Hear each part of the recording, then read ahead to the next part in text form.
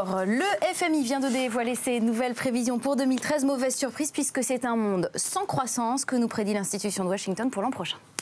C'est un monde sans croissance parce que c'est un monde sans locomotive.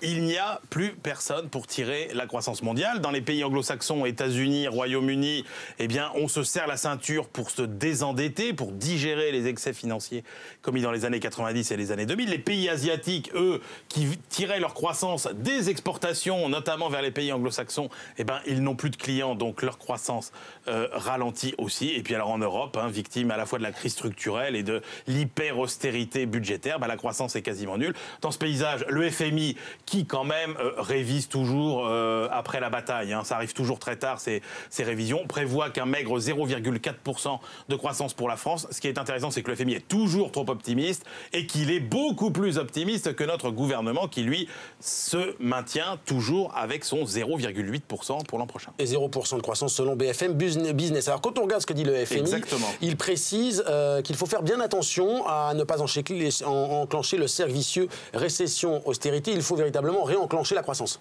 Ah bah oui, mais le FMI, il arrive, là, il donne des leçons. Alors il dit il faudrait à la fois des programmes qui rétablissent la compétitivité, les budgets, la croissance. Bref, le FMI, il veut le beurre, l'argent du beurre, le sourire de la crémière. Mais s'il a la méthode pour le faire, on aimerait bien qu'il nous en parle. La réalité, c'est que dans tout ce que dit le FMI, il n'y a que des choses qui auront des effets à long terme. Faire des réformes de déréglementation, doper l'éducation, tout ça c'est très bien, mais ça prend beaucoup de temps. Ça veut dire quoi? Ça veut dire que la rigueur qu'on nous impose aujourd'hui en Europe, elle ne sera pas tenable, qu'on ne tiendra pas notre engagement de 3% l'année prochaine et qu'il ne faudrait surtout pas qu'on cherche à le tenir parce que ça va nous entraîner dans une récession épouvantable et c'est surtout cette erreur-là qu'il faut éviter de commettre.